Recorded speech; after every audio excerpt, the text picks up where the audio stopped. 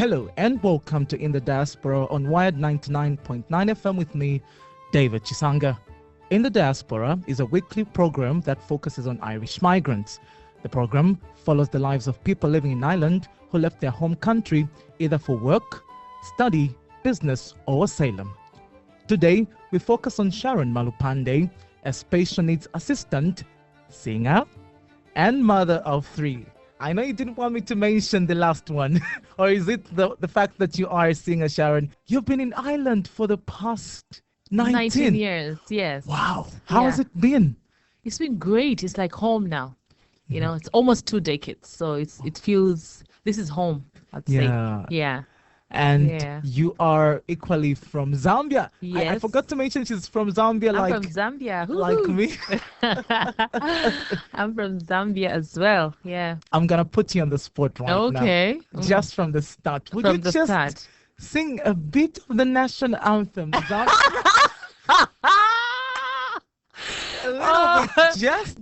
little bit, just the first stanza of your national anthem. Yes. Okay.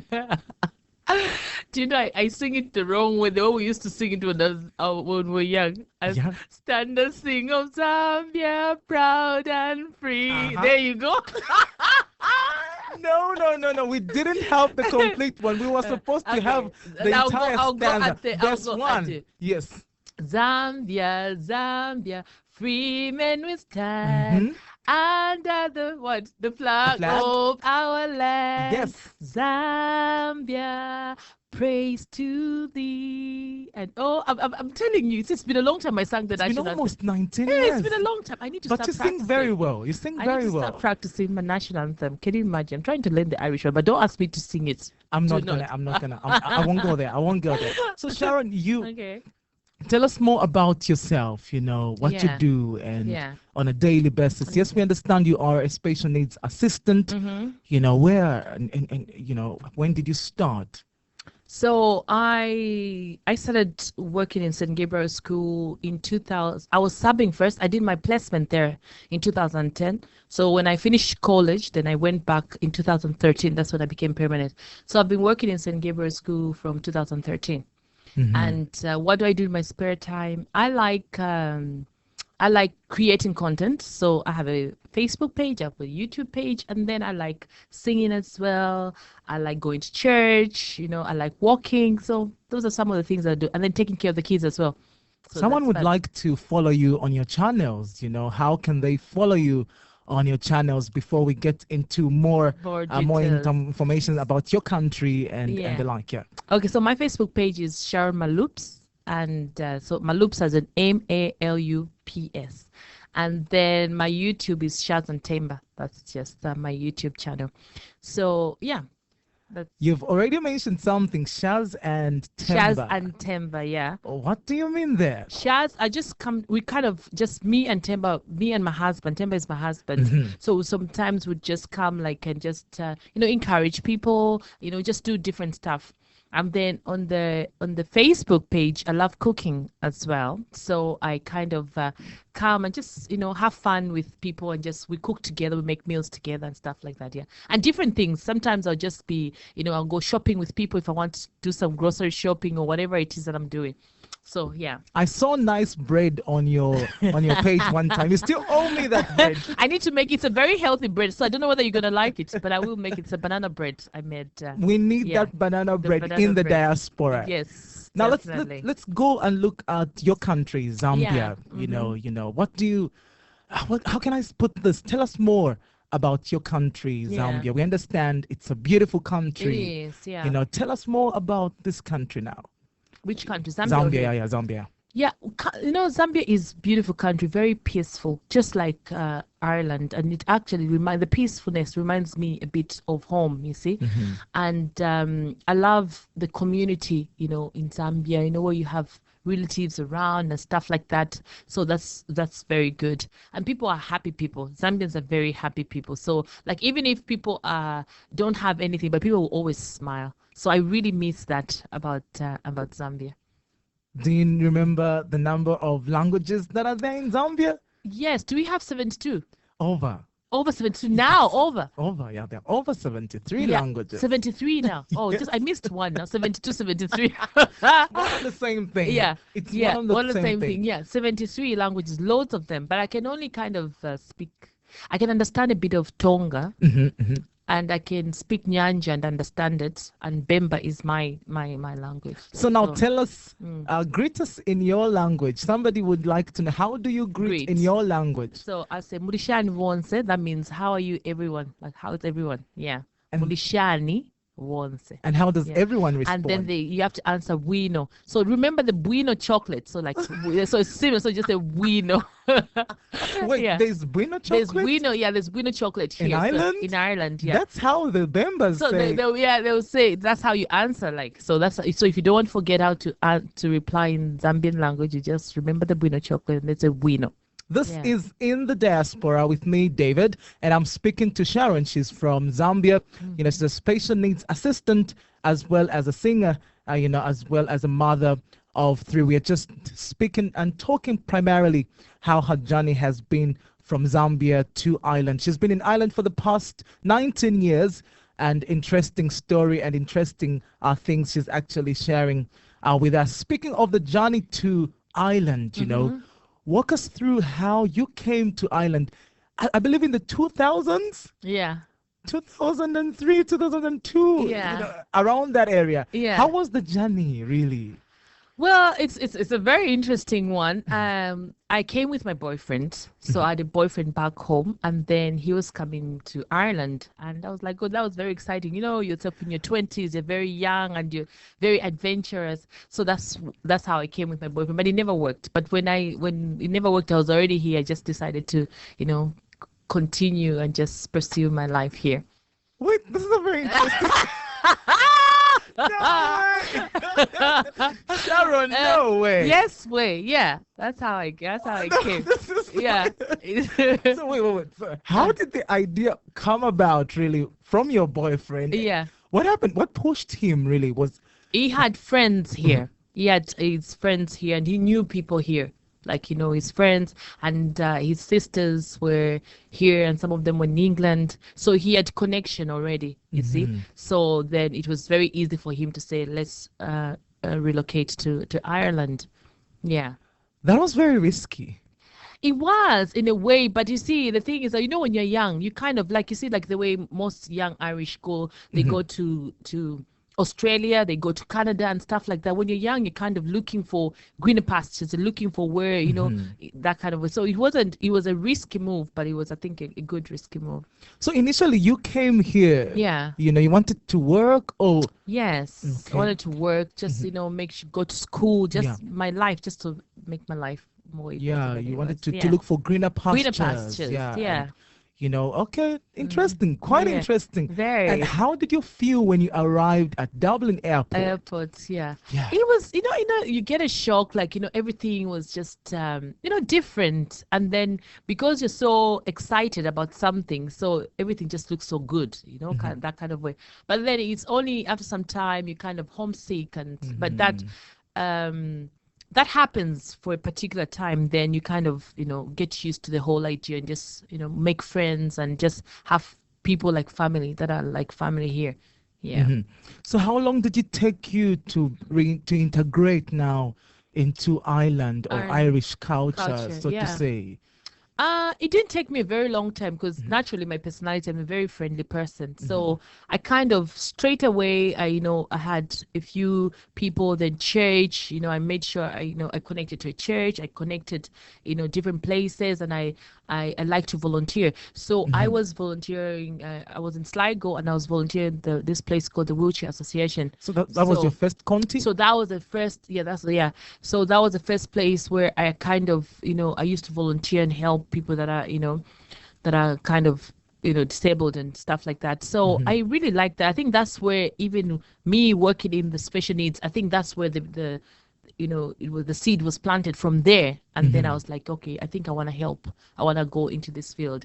So me volunteering there, I made friends there, and I made friends and different places. So I kind of started mixing with other Irish people and stuff like that. Yeah. So you didn't stay away, from the public, or stay away just in your room.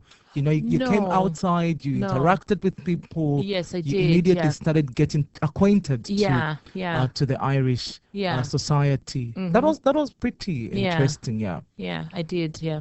This is In the Diaspora with me, David, and I'm speaking to Sharon. She's from Zambia. She's been in Ireland for almost 20 years now.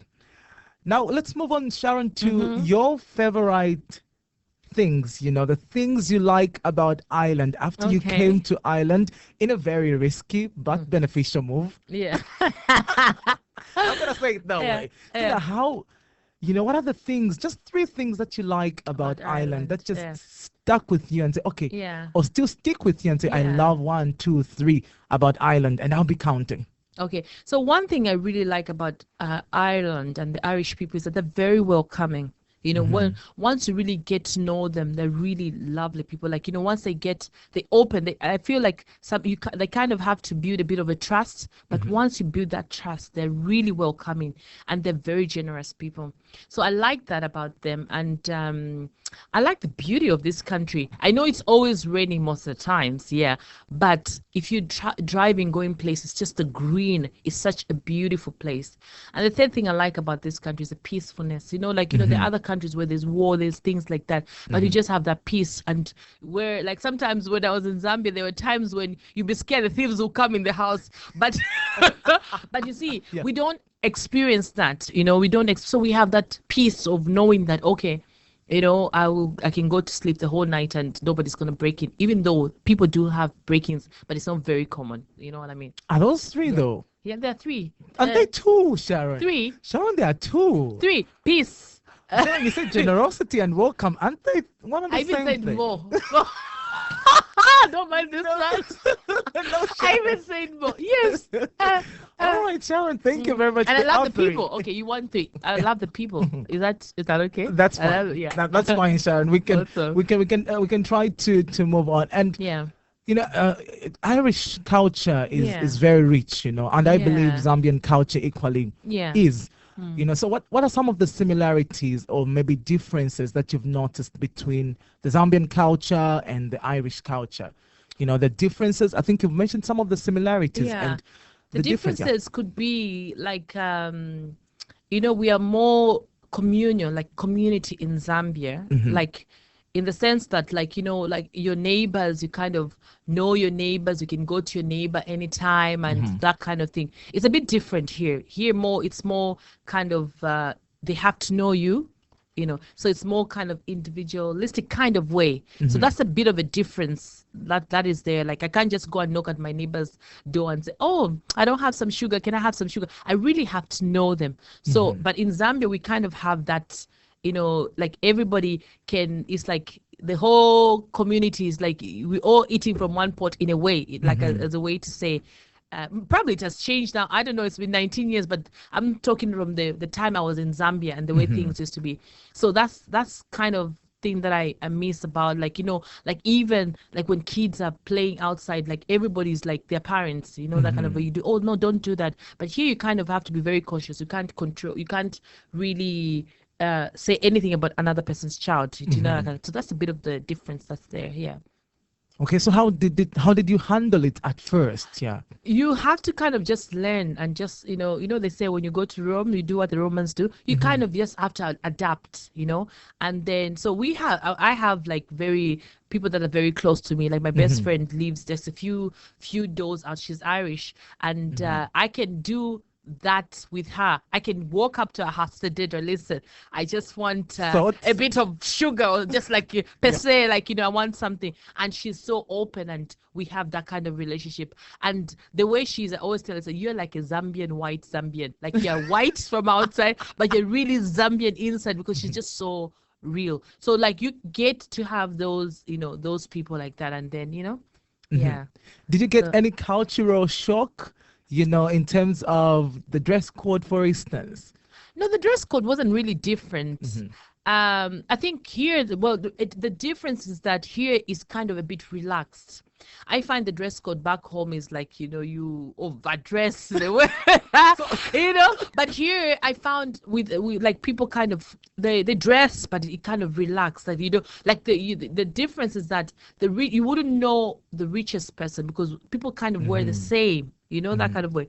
Like the difference back home is that you see the ones who are rich and the ones who are poor in the way they dress. Do you get me? You can see the quality. But here, a rich person can go to H&M or to Pennies or something. Like there's, there's that kind of just, kind of relaxed way of thinking and the way of seeing things kind of. I don't know whether I'm explaining it right.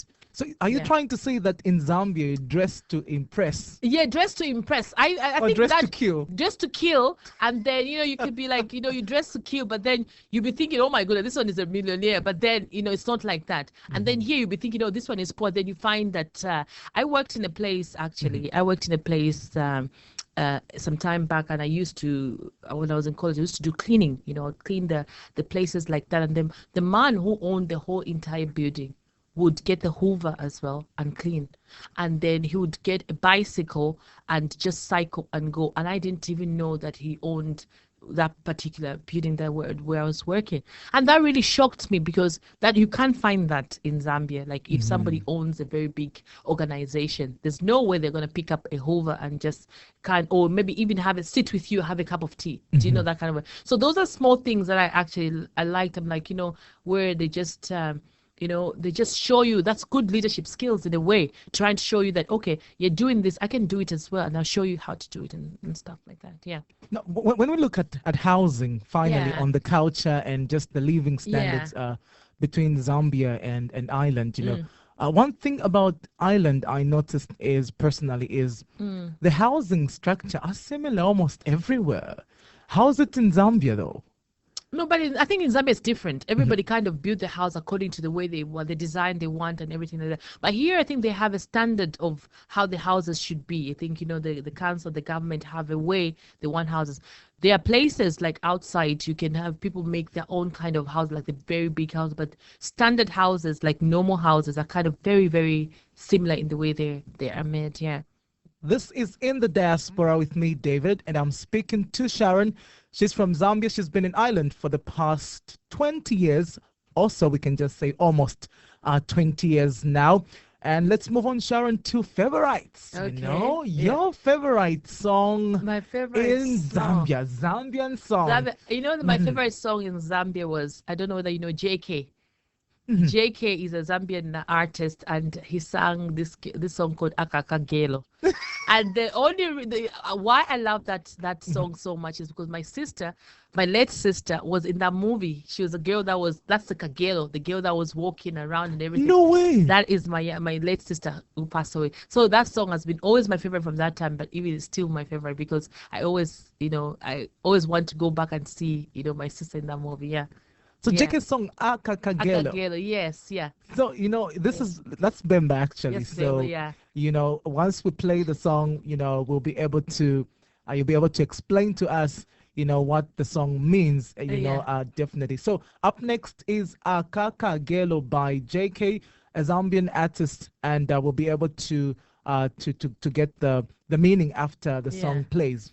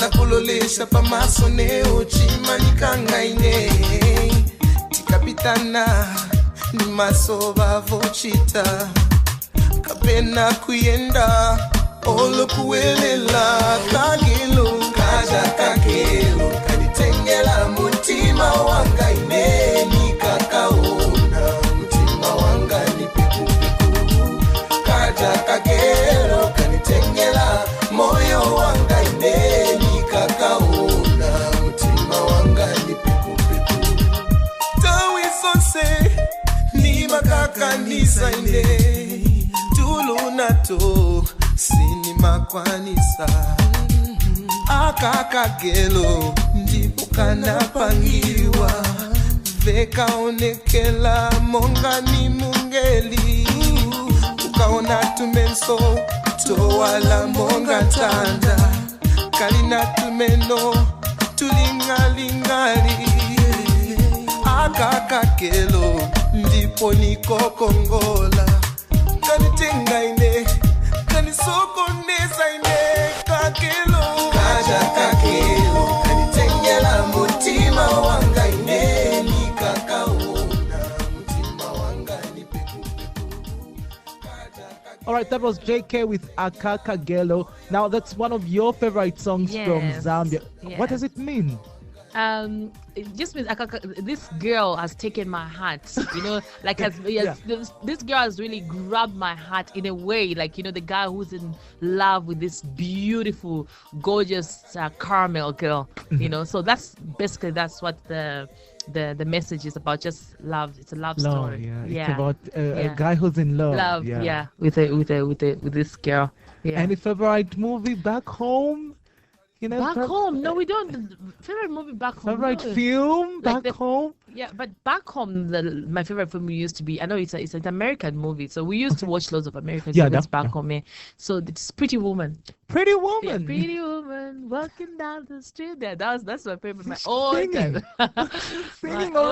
favorite movie. Yeah, that's it. Did you at any point watch Cabanana? Cabanana, when did Cabanana start? I think I watched it from, did I watch it from here? I must have watched it from, no, I watched a bit from Zambia. Yeah. But I hear there's so many different opera.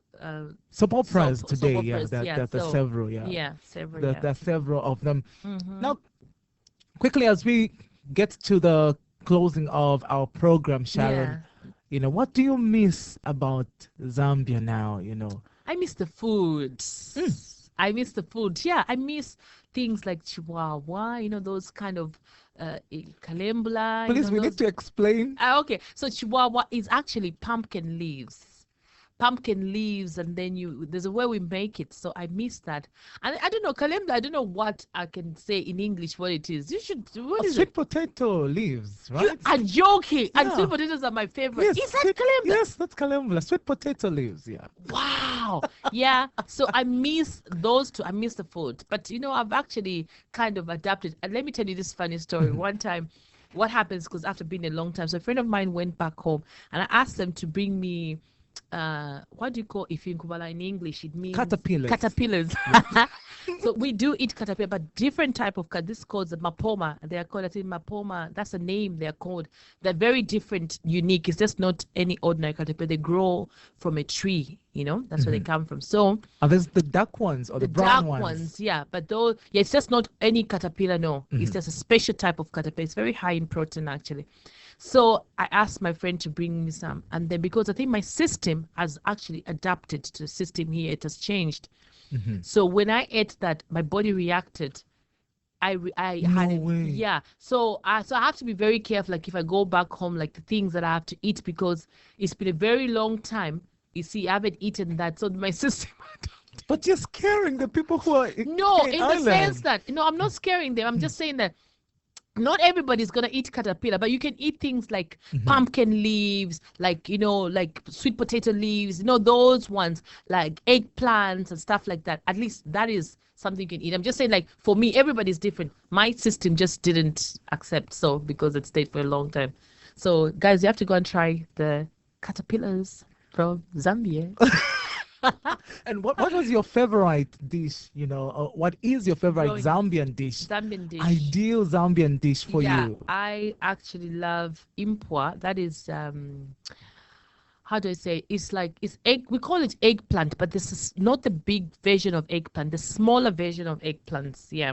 So I love that. So I can have that with any kind of vegetable. With pap. So pap or shima, it's got so many different names. So I like that. So Shima. Ishima. Which Yeah, is the with some roast fish or something.